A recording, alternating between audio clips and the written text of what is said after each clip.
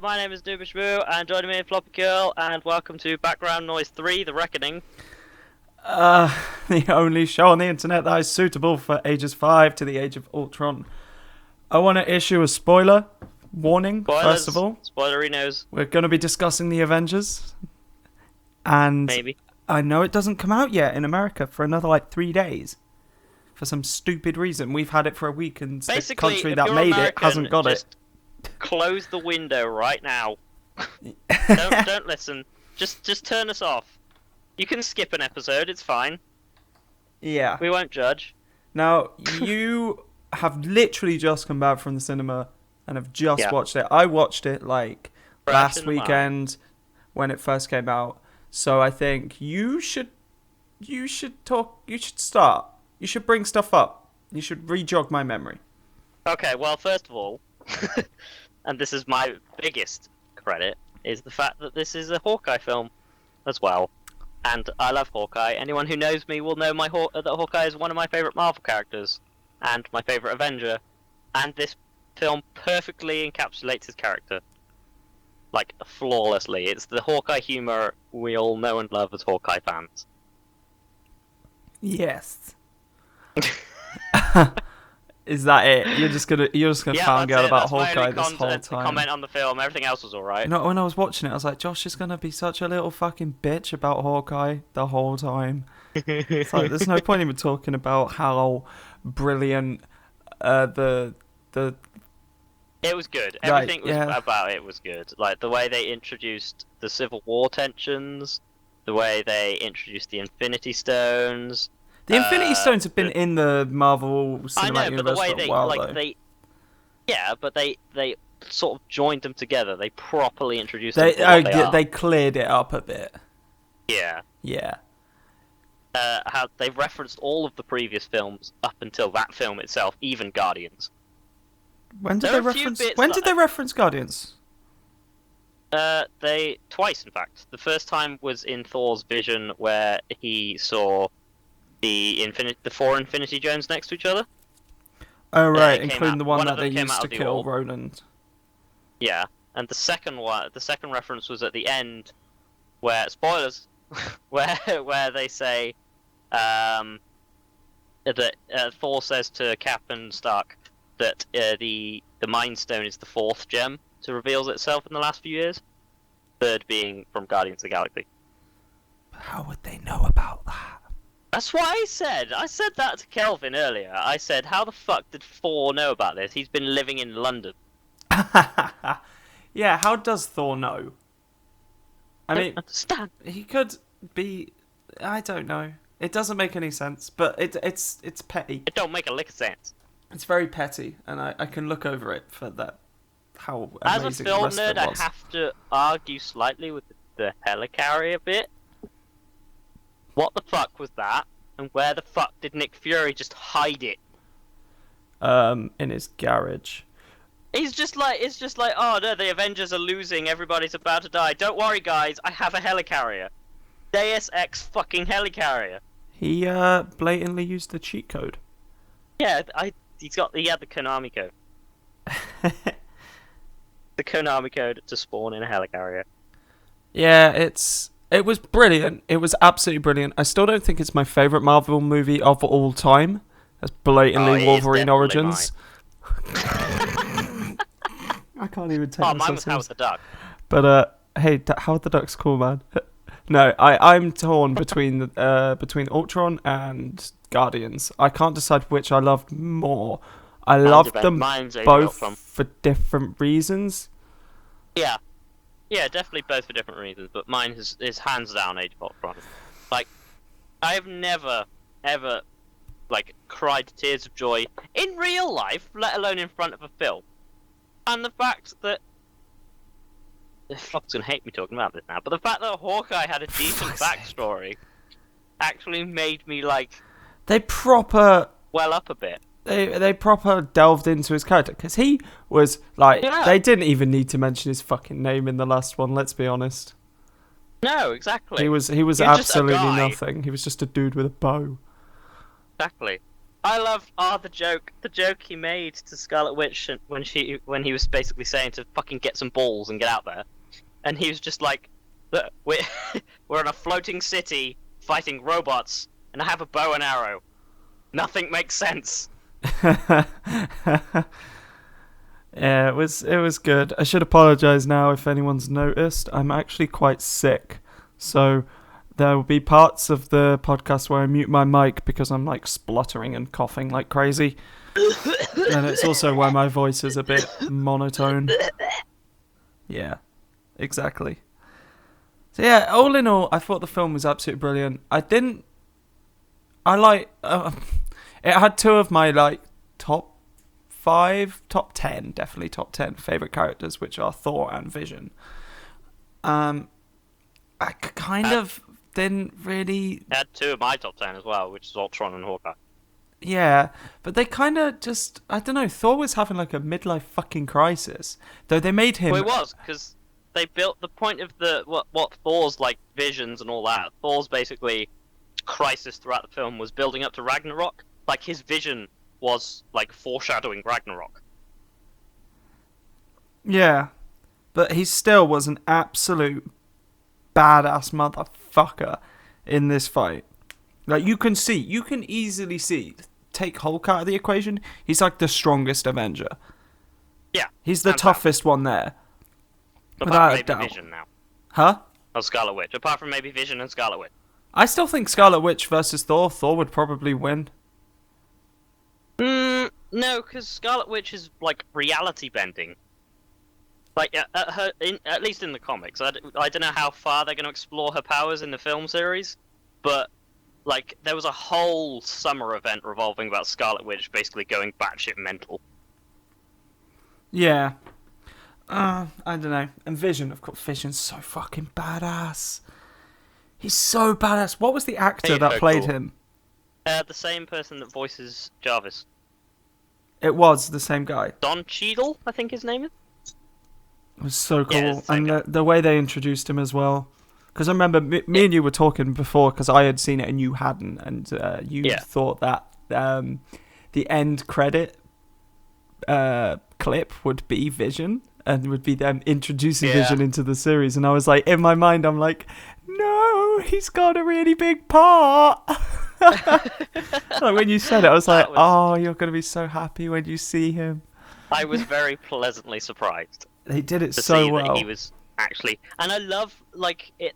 That was the biggest Civil War moment they built up. There was when Visions like happened, because all of the Avengers were fighting each other. The Scarlet Witch and Quicksilver were properly introduced as part of the Avengers. Captain and Iron Man were fighting as fuck. Everybody and then Thor just shows up out of nowhere. I'm like, whoa, chill out. That was a good part. In fact, that's like the part of the comic that I've got up to. Thor's just showed up in the comic. I haven't read any further than that. Have you read Fear Itself yet? No. You need You need to make me a comic bucket list. I will. But a Marvel one, because I'm not that well versed in none of that DC comics. Nonsense. But Fear Itself is a separate storyline set long after Civil War. It's the summer after Civil War.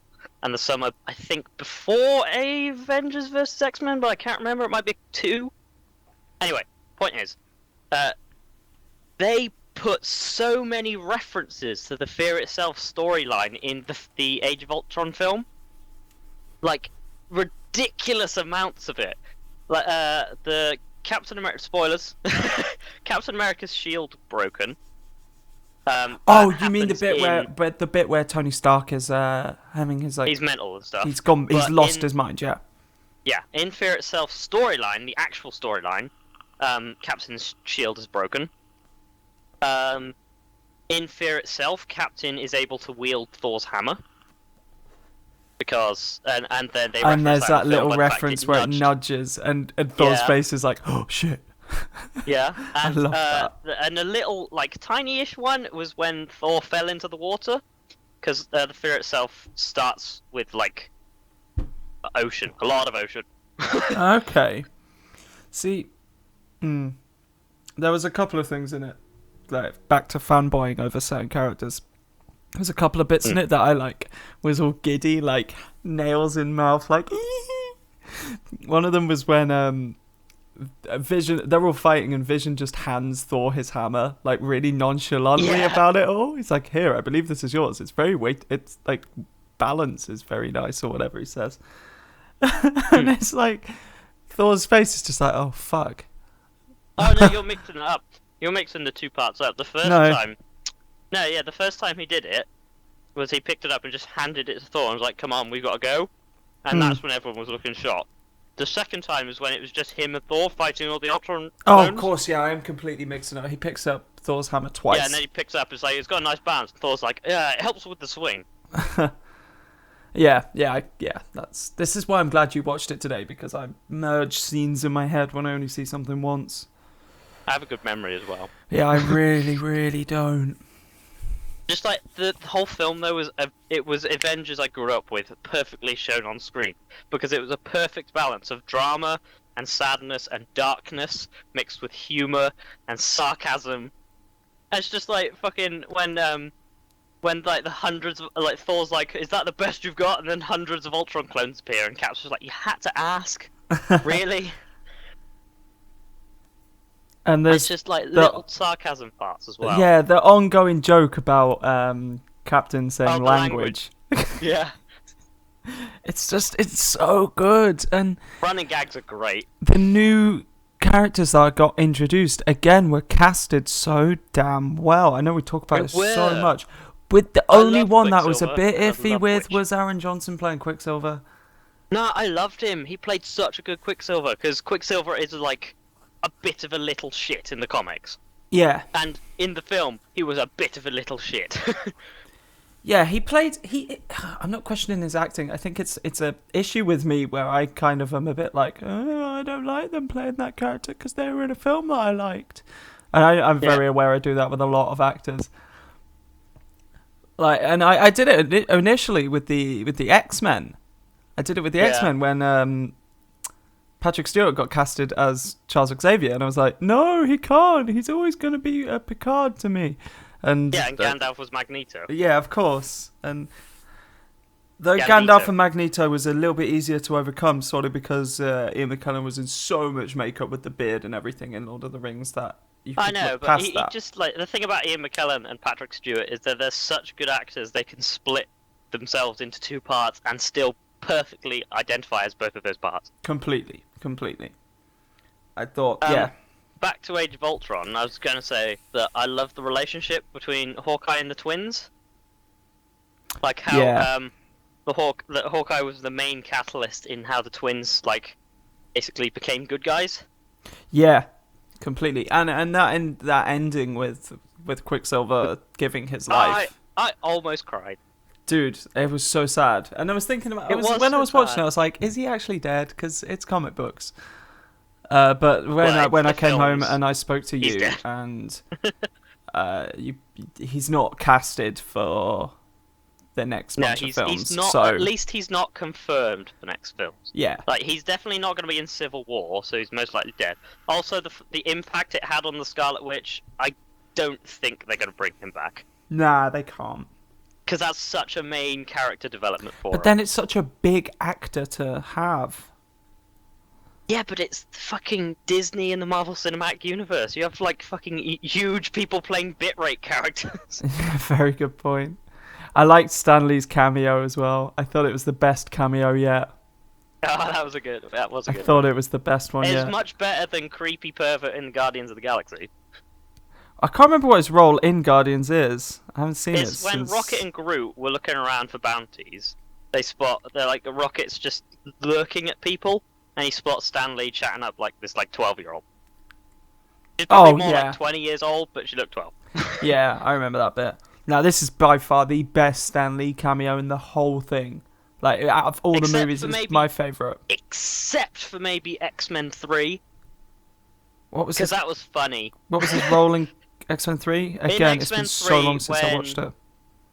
When Jean Grey was going mental and basically annihilating everything in the house when Storm and Wolverine and Magneto were all there. Mm-hmm. Stanley was the guy outside the next door neighbor with watering his garden, and the water coming out the hose just goes up instead of down. Oh god, yeah, of course, I remember now. That was a good cameo. I like that cameo. I like this one though because he just gets drunk with Thor, and then just Yeah. like they carry him off, and he's like Excelsior. It's brilliant. It's brilliant. It's good.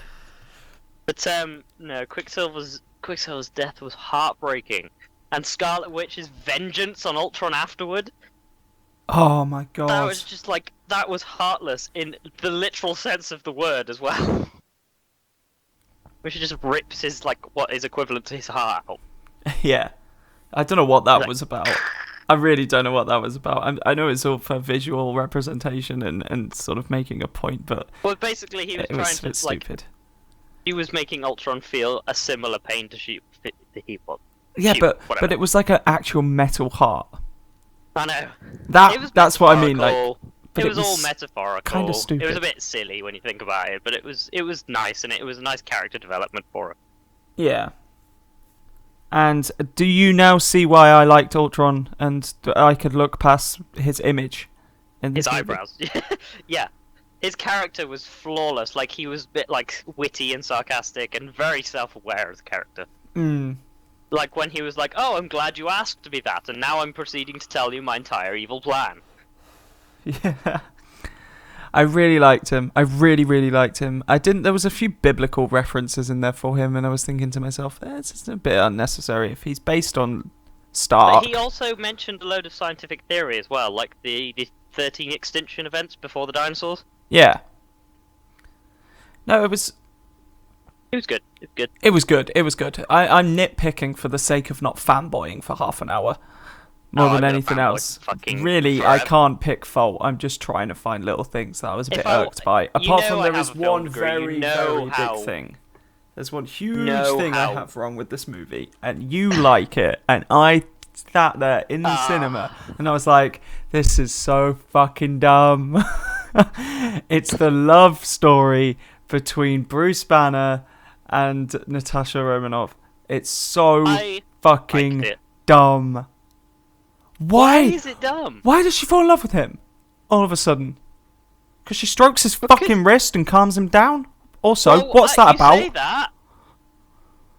You say that, but why does Lisa like you? You're as much of a dork as Banner is. Yeah, but... Watch my words carefully here. It's just, it doesn't make any sense. Why all of a sudden they're in love and looking to run away together and jeopardising almost the entire fucking Avengers team's lives?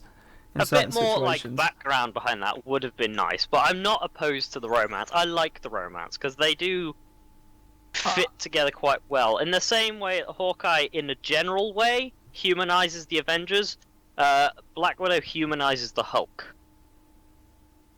Yeah. I get it. Background might have changed my mind. Hawkeye. But all we got with the background... why I like the romance. All we got with the fucking background story on this whole thing is... We know Bruce Banner's background. We know a lot about it. We know everything that happened to him. Not a lot of people really know what happened with Black Widow. So we just go... But we have these flashbacks. It's like she went to a Russian school. She did ballet. She then had her vagina removed. It was a bit more than that, though. No, that pretty much summed it up.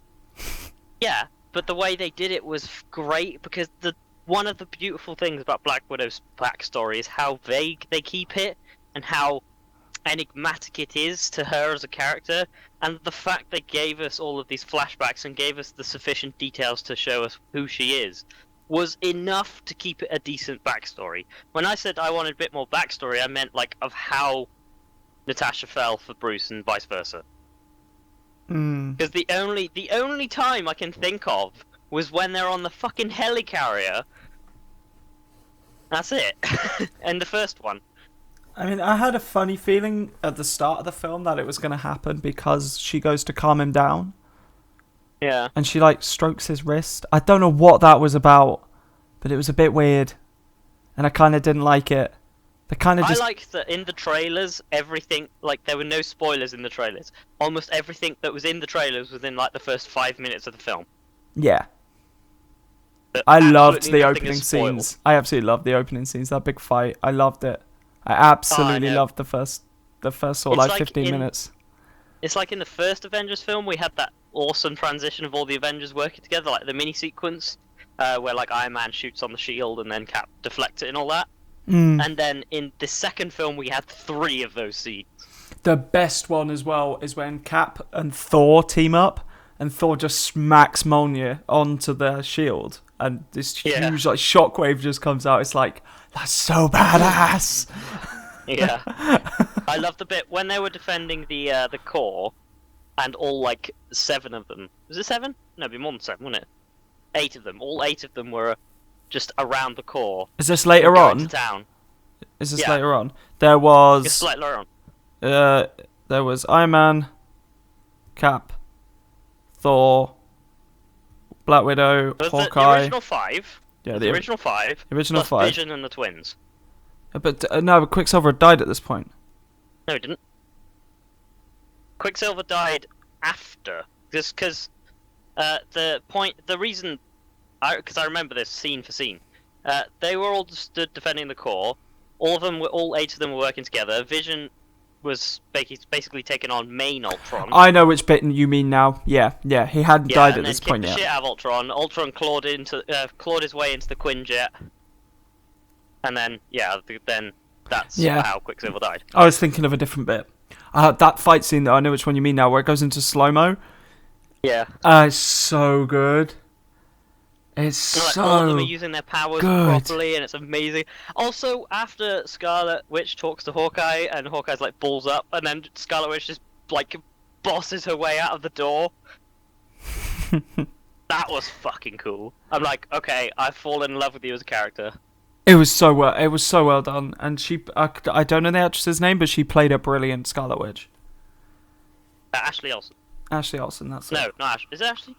Not Ashley. It's an Olsen. It's one of the Olsens, but it's not one of the twins. I don't the know. other one. Either way, she was brilliant. Aaron Johnson did a very good job. He did a very, very good job. I still kind of prefer the Quicksilver from Days of the Future Past, but... Actually, no. After watching this film, I prefer Aaron Johnson's Quicksilver. Really? Just because of how much of a little shit he was. I liked. Don't get me wrong. I loved Days of Future Past. Though you've got to admit, Aaron Johnson's accent in this movie is so bad. It's bad. It's bad, but then it's comic book bad as well, which is like I can kind of alright with it. Oh, I was fine with it. It didn't get to me at all. But I was just like, Aaron, no, stop it. The whole time. It didn't distract me at all. Like the only reason I would have had a problem with it is because you mentioned it to me before that you thought it was distracting. And I was like, okay, I can see why. But if you hadn't have said it to me, then I don't think I would have noticed. Yeah. So aside from Aaron Johnson's accent, the stupid love story, what I was gonna say, and Ultron occasionally referencing God for no reason. I was trying to say earlier that I have a degree and I have to pick a film apart, and there were so many like annoying parts in the film that I have overlooked because I'm a fanboy, but that fucking Deus Ex helicarrier is the biggest problem with my eyes.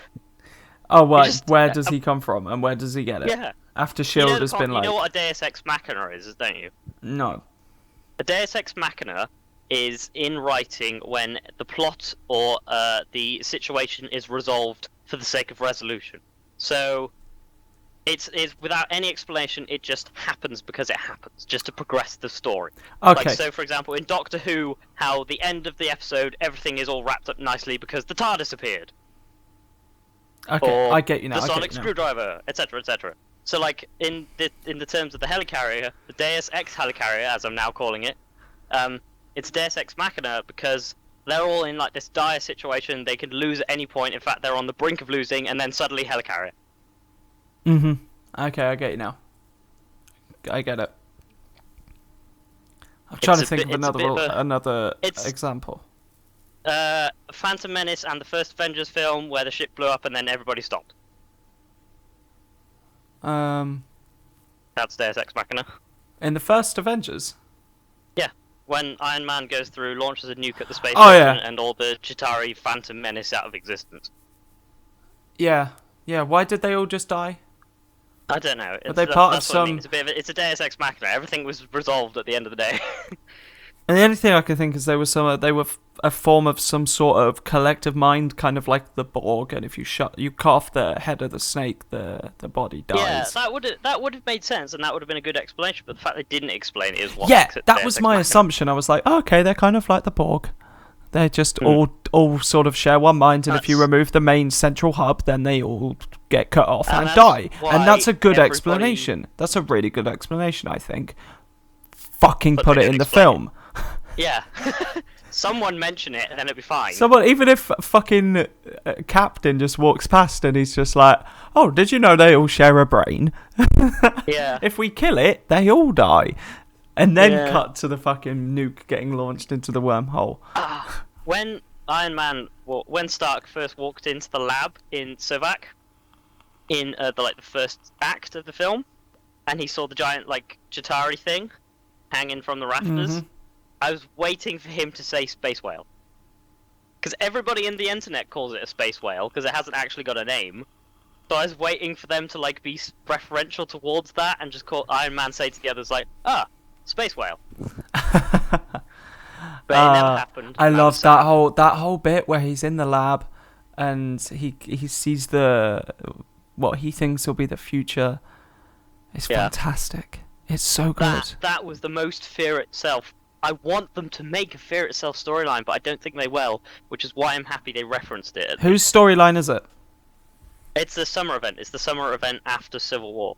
Okay. Because what Marvel do every summer, they have their own event of a comic, and it's its own storyline in itself, and all of the other comics tie into it. Fear Itself is the one after. It's how basically Odin's brother wakes up, and once the Red Skull wakes up Odin's brother, and then they just fucking wreak hell on Earth. Oh, it's got Red Skull in it. Yeah. Oh, nice. I like Red Skull. Red Skull's daughter, who is the current iteration of Red Skull, wakes up Odin's brother, who then summons hammers similar to Mjolnir, but with the forces of evil. And they go to various characters, including the Thing, Juggernaut, and the Hulk. Okay, so far I can see on the cover of Fear Itself, it's got Storm.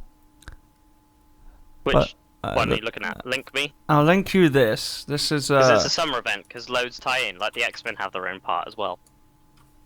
Oh, I know. Because I said, Juggernaut is one of the antagonists. Because this is Captain, Iron Man, Thor, Cyclops, Black Panther, Hulk, Thing. Is it Storm? Yes. Looks like Storm. Storm. That's Storm. That is Storm. Someone I don't recognise, please don't punch me. Actually, I'm struggling. I want to say that's Mephisto. Who are you thinking of? The vampire. Yeah! Who the fuck is that? Yeah. Is it... I can't remember his name. It's the living vampire. What's his fucking name? Oh, it's... Not Mephisto. It's on the Mephisto's tip. It's devil. on the tip of my tongue. Begins with an M. Yeah. Oh, yeah, I can't remember. Shit. Anyway, I will... but You Fear keep Itself- talking. I will try and remember it. Okay, you listen then as well. Because this is what I'm explaining it to you as well. Fear Itself, Odin's brother, the Serpent, summons hammers down. The hammers then go to their respective wielders and then possess them with, old Norse evil magic shit. And the Hulk has one of them, the Thing has one of them, Juggernaut has one of them, and a couple of other people who aren't really that important. And then basically what happens at the climax of it, spoilers, Floppy, just so you know, spoilers to the comic, not the film, because they haven't made a film. But the climax of Fear Itself is Iron Man went to Asgard, made a deal with Odin, who then helped Iron Man forge Asgard weapons for the Avengers. Meanwhile, Captain America and the new Avengers and whoever else was around were fighting off the Red Skull army and the Odin spawns. And in the process of that, Captain America's shield breaks in half, which is why it was referenced in the film. His name is Morbius. Morbius, that's it. Anyway, carry on. Morbius the living vampire. Morbius the living vampire, because you couldn't have a dead vampire. You couldn't have a regular, due to the comic code when the comic was created. I know this. You couldn't have one of the old monsters, one of the classic monster characters. You couldn't have a Frankenstein. You couldn't have a Dracula. So they Marvel got around it by saying, but he's not dead. He's alive. He's the living vampire. He feasts on blood, but he's not dead. And that's how they got around it. But yeah, okay, so in Fear itself, at the climax, Captain America's shield gets broken in half. Which is why it's in the film. Are you with me? Yes, I'm with you. You understand? Yeah. Okay. So then Iron Man comes back from Asgard and gives all the new weapons, the Asgard weapons, to the Avengers. Is surprised by the fact that Captain's shield is broken. He said, we're going to need that, and Spider-Woman's like, yeah, we're going to have a problem with that. So Hawkeye, Spider-Man, Wolverine, Iron Man, and a couple of other people get Asgard weapons to fight off the Odin's army, or the Serpent's army.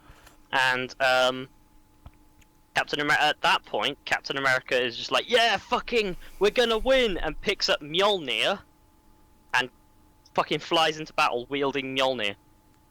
Nice. And that's how Fear itself happens. So I've got the reading order. It's my favourite summer event. This apart thing from is maybe Avengers versus X-Men. massive. This thing is massive. I've got the reading order. It's got. I don't even want to fucking count. Okay, but so it starts with the Book of the Skull, Journey into Mystery, Fear itself, Journey into Mystery, blah blah blah blah blah, Invincible, Iron Man. 504 and 505. It has 3 Deadpool comics, 3 Ghost Rider comics, another 3 Iron Man. Deadpool's a bit weird. You don't have to read that one. I Ghost probably Rider's will.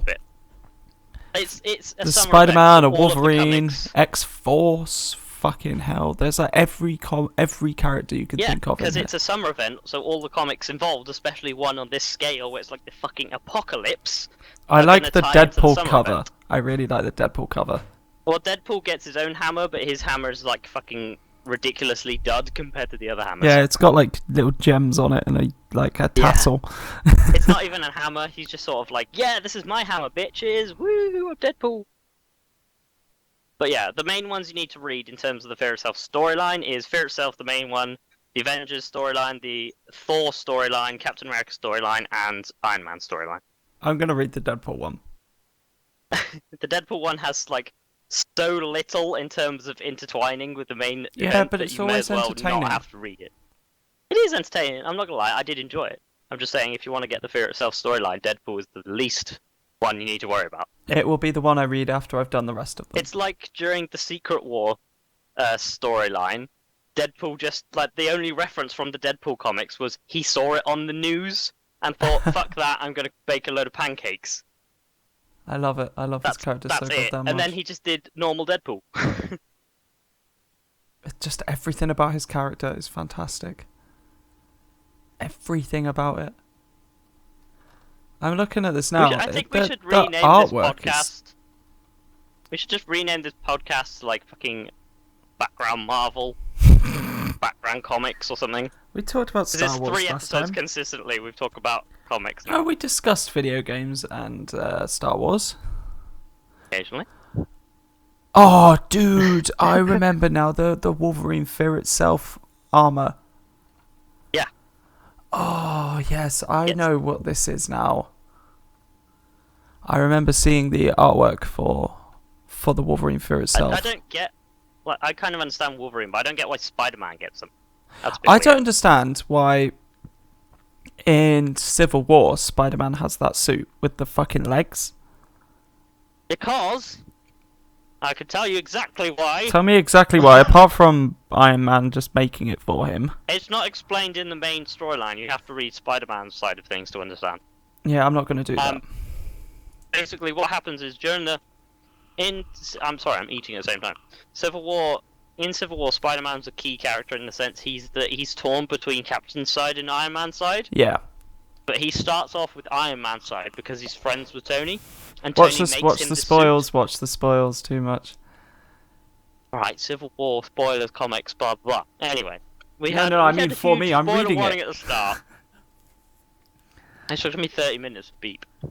Okay. Anyway, So Spider-Man sides with Tony to start off with, and then Tony builds him this suit called the Iron Suit, the Iron Spider Suit, which has all these fancy gadgets and like the legs do their own shit, and it's kind of cool.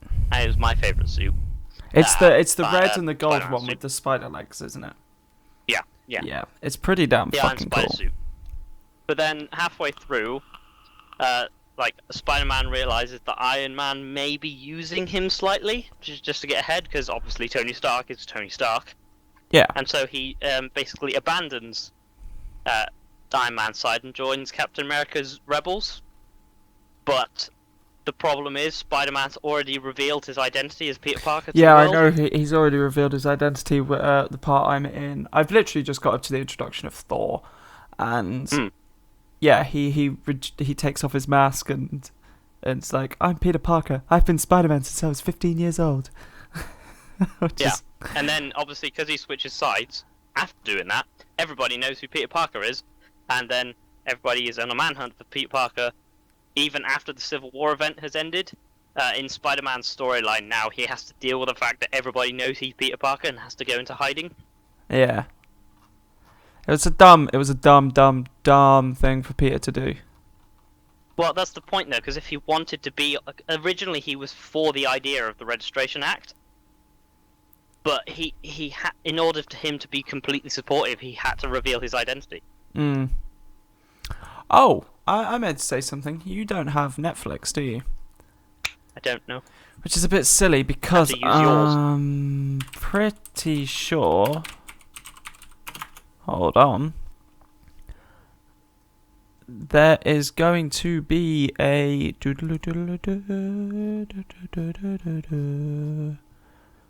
probably already know. You probably do. There's 2016 Luke Cage. Yeah, I knew that. I knew about that since they announced it with Daredevil. Yep. Daredevil 2016, there will be season 2. Marvel's aka Jessica Jones will be in this year. Yeah, it's because they're all going to link it in with Civil War. Civil War's the proper spawning point for all of these characters. And then, so do you reckon? No, Captain America's Civil War isn't going to be the peak. How much do you know about Black Panther? Speaking of spawning origins, I know most of his backstory. did you know he was referenced in Age of Ultron? You know, how I he was remember referenced in Age of Ultron. something, and I remember turning to Lisa Because and saying it. The South Africa bit when they're in Wakanda. Yeah, Black Panther is the king of Wakanda. yeah, he's the king of Wakanda. Yeah, Yeah. yeah, And so that's how they referenced him. yeah. Which would have been a really cool nerd thing if they didn't already announce his film beforehand. Oh, Can you I'm imagine so what everyone would excited. be like if they had mentioned Wakanda before they mentioned the Black Panther would have his own film? Hold on, Marvel's aka Jessica Jones is going to have David Tennant in it. Oh, that's new. Well, Benedict Cumberbatch is playing Doctor Strange. Yeah, it's going to be fucking amazing. That's going to be part of Phase 3. Oh, Kelvin, if you're listening, that's the film I forgot to mention What's to that? you. I was telling Kelvin what all the films in Phase 3 would be, and I There's forgot which one Civil was. It was War, Doctor Strange. Ragnarok, Guardians 2, Doctor Strange, Doctor Strange, Captain Marvel, and Black Panther, and the Inhumans. Inhumans is the end of it, isn't it? Wait, no, we're missing something. Ant-Man, but he's the end of Phase 2. Ant-Man's Phase 2, and then Phase 3 is... Also Spider-Man. Yeah, that's, Phase 3 is like fucking ridiculously big. Hold on. I'm not sure if they're splitting Phase 3 into Phase 3 and 4, depending on the parts of Infinity War. Like, I don't know if the Infinity War Part 1 is the end of Phase 3 and the start of Phase 4, or if it's all part of Phase 3. The can't remember. phasing is so goddamn confusing right now. There is no Phase It's 4. all... Okay, so phase 3 is Captain America, The Civil War, phase- Doctor like- Strange, Guardians of the Galaxy, Untold, Spider-Man film, Thor, Ragnarok, Avengers, Infinity War Part 1, Black Panther, Captain Marvel, Infinity War Part 2, and then it ends with Inhumans in 2019. Basically, the phases are split up in story arcs. So Phase 1 was the Loki story arc, Phase 2 is the Infinity Gem story arc, and Phase 3 would be the Thanos story arc. Phase The 3 Civil will War be. I think Phase 3 will be a tip to the Infinity Gauntlet. That's what I think. Yeah, that's the kind of the point. We've already established there is the gauntlet exists. We have 4 of the 6 gems. We just need the last 2. And Infinity War is the point where Thanos uses the gauntlet. That's in the comics. So Infinity War. It's weird how in between Infinity War Part 1 and 2, they've got Black Panther and Captain Marvel just plonked in there. I'm not sure how they're doing it. I'm not sure if the origin story is going to be set after the Infinity War Part 1 or if it's going to be like a flashback kind of scenario. I think it'll be a mixture. So like in Black Panther's case, he'll have his side of the story in the Infinity War and then a flashback to his origins as well every so often. It's weird. It's so weird that they're doing it this way. A bit like... Yeah. Well, we don't know how it's going yet. We don't know how it's panned out. We just know the titles, because it could be absolutely anything. We still need to get the other 2 stones. It's always fucking origin stories, though. The other 2 stones, one of them will come up in Guardians 2. Yeah, we think that. One of them will come up in Guardians 2, and I think the next one will come up in Ragnarok. I don't think it'll be Ragnarok. That's too... Where? Doctor Strange? I've read...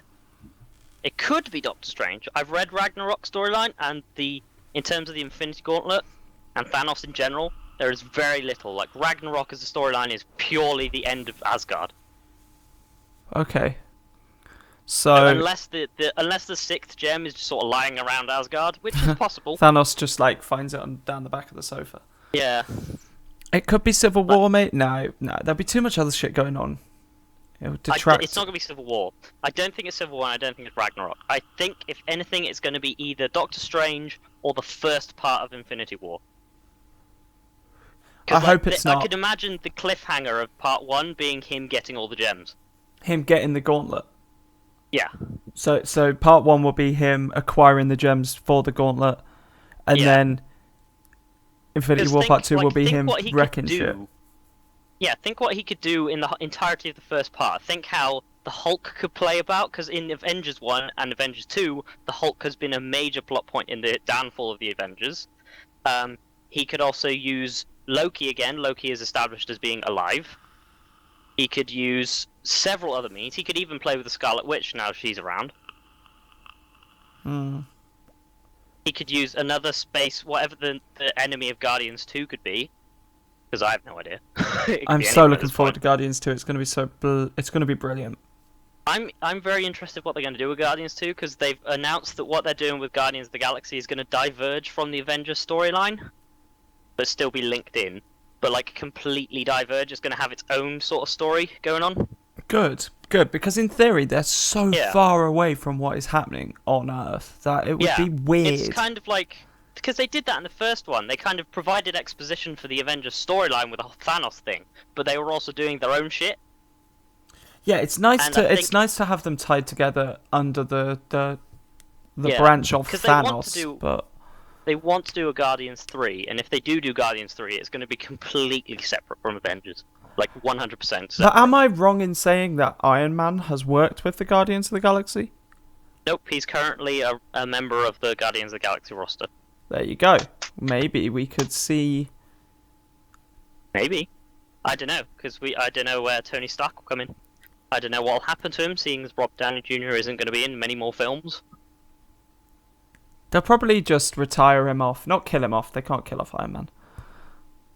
Well, they can. They have once. Sort of. I mean, in the cinematic universe. Well, you never know. Nah. It's too much... Nah, they can't. You know how Civil War ends? No, like please don't. Please don't tell me, because I'm reading it. Okay. All I'm saying, I'm not sure if it's in the main storyline, but what happens after Civil War? If it's not in the story, if you finished it, I'll ask you again when you finished it, and then I'll tell you. Okay. Because just knowing what I know about the outcome of Civil War is just making me like, oh shit, what is going to happen? How are they going to finish it? I think I have a good idea about something, but I don't want to say just in case I don't want to like confirm or deny. We'll leave it there. We'll leave that one there. Okay. But yeah, the two left Infinity Stones. What are the odds it could fall into the Spider-Man movie? Slim, but also possible. The reason I'm saying slim is because the Spider-Man's a bit of a last-minute decision. And the Infinity Gems have been planned since Iron Man 1. Oh shit, does this mean... No, because it... What? I want to see the Iron Spidey suit. We will. The first carnation of Spider-Man is going to be in Civil War. Oh, really? Yeah. And then Spider-Man gets Sorry, his own film after. my jaw was... I needed to pick it back up. That's fucking incredible. So we may well see the Iron Spider suit, and if we do, holy fuck, the directors know what the fuck they're doing. Oh god, yeah. Well, they had the fucking Hulkbuster, which was awesome. Exactly. It was so good. They know. They do, of course they do. The Iron Spidey suit has got to be in there. If they've got Hulkbuster, they're gonna have that. Biggest spoiler and also biggest fan service of Age of Ultron. The bit at the very end where they cut Captain America off when he was about to say Avengers Assemble. Like, that would have been... They know, because the fans have been waiting for that phrase to be said since the first Avengers film, and no one has said it so far, and Captain America was just about to say it when credits. Oh, it was so good. Though, we were talking about this a little bit after I went to watch it. I'm not happy with the new Avengers roster. Why? Because I don't like War Machine. Well, that's it. That's your only reason.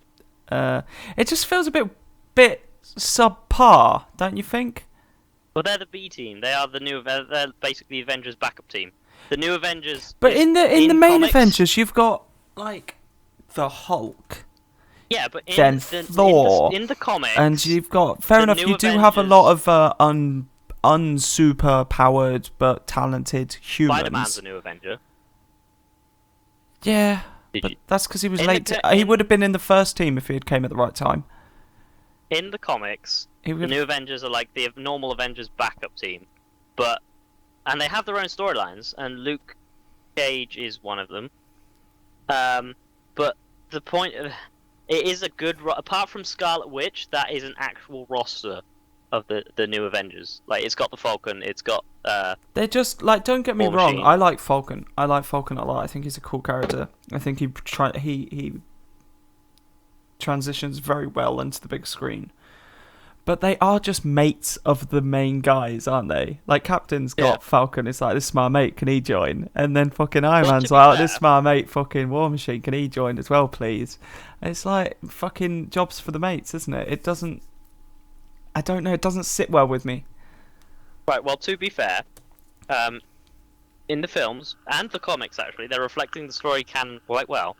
Thor is in Asgard, and will be during the course of Civil War. He's not going to be in Civil War. Apart from, like, what you've seen at the moment is Thor. That's the only Thor you'll see in Civil War, if he's in the Captain America film. But Thor is in Asgard.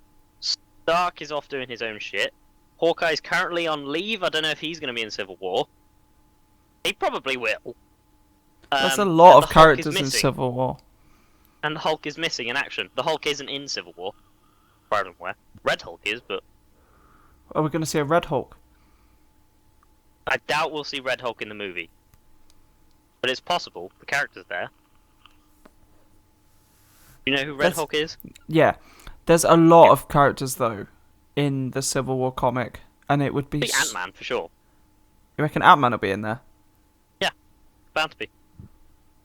Maybe that's why they put him... Maybe that's why they finished off Phase 2 with Ant-Man. Yeah.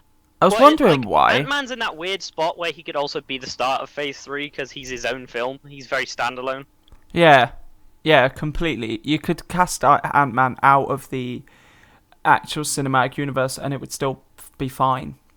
Yeah. Like, the way... Because, you know, the box sets. The current box set it ends at Avengers. And I feel like the Phase 2 box set will end at Avengers as well. And then Ant-Man will be part of the Phase 3 box set.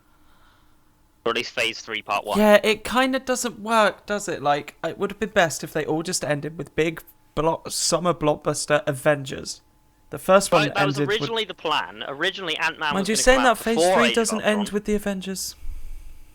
I know. But I'm saying I wonder originally... what Inhumans is going to be. Originally, Ant-Man was going to come out before Age of Ultron, and then they pushed it back to after Age of Ultron, and then they pushed it forward again because of Spider-Man. I really do wonder what Inhumans will be focusing around. The Inhumans, I would imagine. Yeah, but which one of them? All of them. All of the Inhumans. Like the main ones: Black Bolt, Medusa. Hmm. I'm just fascinated to see them because it's nice to see the Guardians and the Inhumans, the sort of lesser known of the comics, coming to light. Okay, Cosmic Marvel is the collection it is under.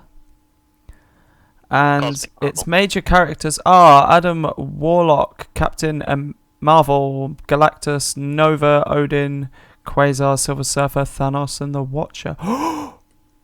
Galactus. Uh-huh. That's a Fantastic Four IP. Dude, if Inhumans first appearance, Fantastic 45. Huh? The Inhumans first appearance was in Fantastic Four issue 45. Yeah, I get that, but I mean the Fantastic Four as characters are owned by Fox at the moment, so they're not going to be part of the MCU. No, which is sorry, why I'm they're not confused ones that are in it. Galactus. I'm reading from the major characters in the comics series, and I'm trying to just sort of think I who thought might you be meant in that it. we're going to be in a film. I was like, Nah. these are details I didn't know about. I've been following this religiously. Oh, I wonder if Guardians of the Galaxy will tie in with the Inhumans. Possible, although unlikely. But it's possible. It might. It's Thanos again, isn't it? And Yeah. one thing I would love, absolutely love, is the Watcher. I would love, The Watcher does jack shit. but he's cool. He's a giant baby that stands there looking at people. But I love when he turns up in comic books. Like, he's at the start of Civil War, obviously. He's at As Spider-Woman said, whenever the Watcher shows up, you know shit's gonna go down. yeah, it's the sign that a big event is about to happen. A big universe-changing event. It happened at the start of Civil War. It happens at the start of Deadpool Kills the Marvel Universe. I would love for I him wouldn't be to just surprised. be I there. mean, they already showed a Celestial at the start of the midway through the Guardians of the Galaxy film. I reckon it could happen. I reckon it could just be a little bit like just there. He doesn't have to be a major character. Doesn't even have to have a line. Just have him there He'll at do the the start of prologue Civil and War. that's it. He'll do the prologue of Infinity War Part 2, I think. I think he could do the Civil War. It could be the prologue that introduces Phase 3. Maybe. But that's such a major character to start a phase. Like, the big characters don't usually come up until the end of the film. Unless But he it's does the a epilogue big of Civil character War. that doesn't have a role. It I represents know, something. but as soon as the Watcher appears on screen, everybody who knows who the Watcher is will lose their shit. It's like when Thanos first appeared at the end of Avengers. Uh-huh. But if he's going to be in Civil War, he won't be until the Or epilogue. as the at guy least. in the cinema, said when I was leaving. Okay, so for those of you who don't know, and if you are still listening, Thanos appears at the end of he appears at the end of the film after the Right, credits. just to clarify, not the end like most people would think. He is in the mid credits. I stayed till the end of Age of Ultron because most Marvel films have something after the credits as well. Okay, yeah, midway through the credits, Yeah. Thanos There appears. isn't one. If you're still watching and are okay with the spoilers, when you go watch Age of Ultron, don't sit all the way through the credits. There's nothing there.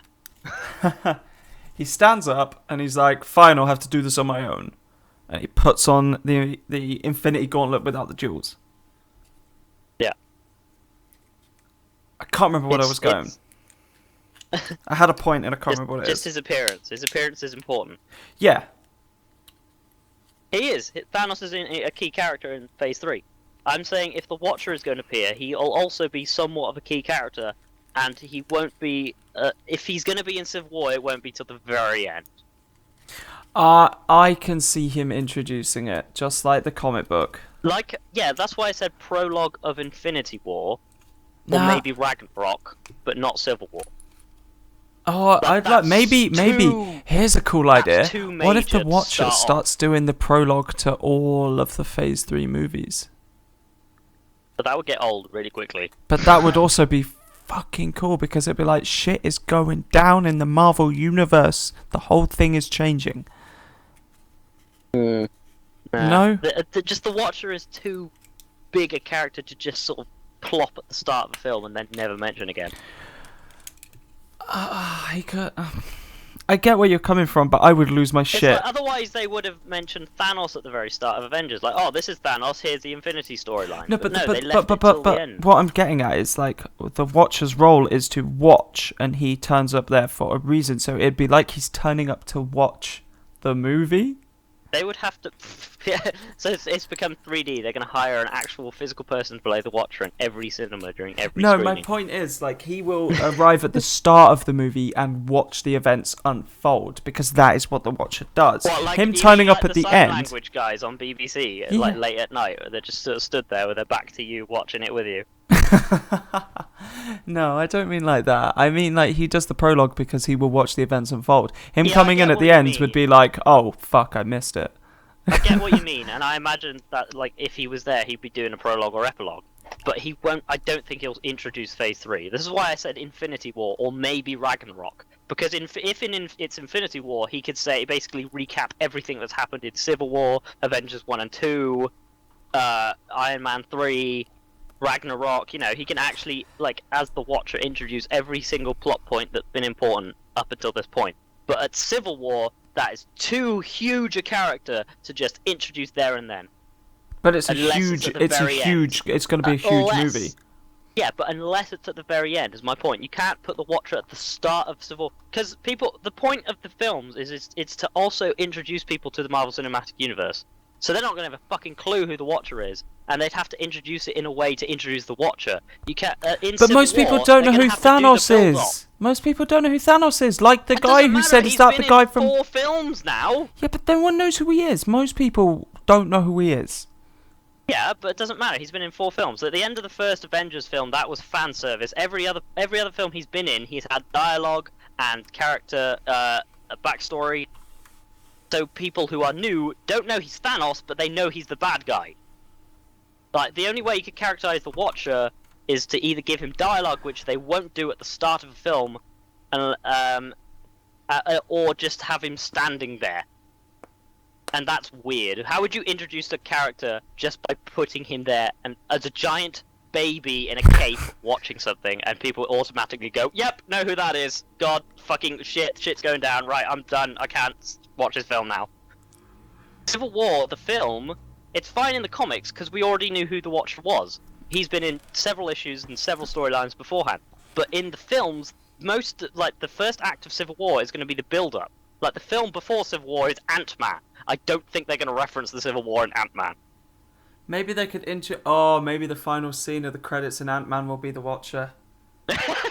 That's getting optimistic now. No, but, like, my money right now is on the Watcher making an appearance in Captain America: Civil War. Okay, alright, fine. You all heard it here first. I bet £10 that it won't. No, I'm not betting monetary stuff here.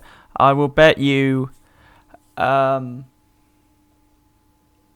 scared that you're going to lose. No, I'll bet you something better than that. I don't know. Fine, fuck it, 10 quid. 10 quid that the Watcher is in Civil War. If he's... Okay, only... Alright, if it's at the very end, you're not allowed that win. No, if he's in the credits, if he's anything in Civil No, War... I said earlier, if he's going to be in Civil War, it'll be the epilogue.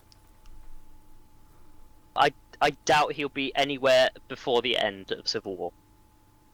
It just makes no sense that he would turn up after the big event has happened. Because he could foreshadow the next load of films.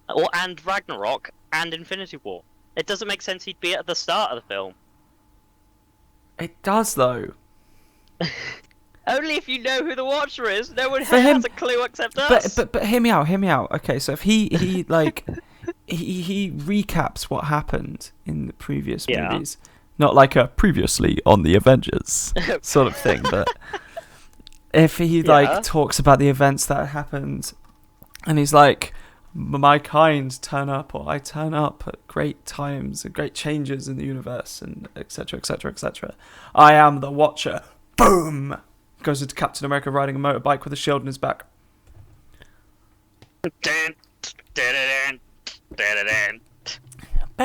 No, I can't see that happening. I can't see that happening at all. Especially seeing as you're introducing a character. If he'd have been in a previous film, then I'd be on But the it's same not like wavelength he's as a you. character that fucking does anything. It's not like you're introducing. Well, no, I know, but Fucking Galactus. he's both a character and a concept. If Oh. people are going to see the Watcher and understand the Civil War is that big of a thing, they need to know who the Watcher is. But that's why I'm saying he introduces himself at the start of the film. But he fucking wouldn't, though. But Not at Civil War, maybe in Ragnarok at the start, but not in Civil War. What's the difference between Ragnarok and Civil War? Well, Ragnarok is the end of Asgard, and considering Asgard's relationship with the other 9 realms, whereas Civil War is just a bunch of like superheroes fighting each other for no reason. But it's a big thing. Ragnarok is the end of times in Norse mythology. Civil War is is Iron Man and Captain America have a very lengthy and over-the-top argument. Fine. If he's in the Civil War, he will be at the end. Just but hear my me money is out. he's not in it. If No. what I say, just go with what I said, where he introduces who he is and what he represents at the start of the film. That means that when it comes to him popping up at the start of, or maybe it could happen at the end of the film. I don't know, but that means when it comes to the Thor Ragnarok. He's not like in Civil War. He's not actually doing anything. Like He never does Jessica anything in Jones any books though. Yes, he does. For itself, he even has dialogue. He does have dialogue in Deadpool, but nothing In really Civil important. War, he's just on the horizon, and Jessica Jones is just like, "Did you know the Watcher's over there? Anybody? Yes, No. He's there. He's there properly. He's there properly. But my point is, if he gets it won't be till the end. if he gets introduced before Ragnarok, then when his appearance is made at the start of Ragnarok, people will be able to go, Yeah, "Oh, that's that the makes Watcher." sense. But if anything, the Watcher is going to be either epilogue or mid-credits of Civil War. That's what I'm saying. I still want him to My do the money, prologue. right? Okay, in our £10 bet, my £10 is the Watcher will be in either mid-credits or not at all. No, you can't have that. Yeah, because you said prologue or just a main point. No, I don't. No. I never said it's gonna be a main character. Fine. £10 says he's not in Civil War at all. There, that's more like it. Deal. Okay, fine. I will Virtual happily give handshake. you £10 if I'm wrong. Okay. But you do have to remember though. I did say that if he is in there, he's in mid-credit. If When you accept my £10. if he's in the end credits, okay. Bet yet. £10. He's not at all. You get a fiver of that £10 if he's only in the mid-credits. I was gonna say if he's in the mid credits, both of us will just forget about it because we're both technically right. Oh, okay, fine. Okay, we'll go with that. Okay. Then. £10. He's not at all. I get £10 if he's not at all. If he's at the start of the film or anywhere before the mid-credits, you get £10. If he's only in the mid-credits, none of us get anything. Deal. Okay. Okay. Handshake. Handshake. Metaphorical handshake. Yep. Okay, and with that, I think it's time to wrap it up, Josh. It's 10:30, dude. It's 10:30. We'll be back next Tuesday with hopefully something other than Marvel. Though I will give you my rundown of what I think of Civil War, and I will move on to Fear itself. Yes. Anyway, Do that. it's been a lovely evening. I've been FloppyQuill, and I've been Noobish Moo. There we go. Hopefully next week I won't be drugged up and on sleeping pills and stuff, so I'll be a bit more enthusiastic. Did you have anything you want to say before we go? Bananaconda. Okay.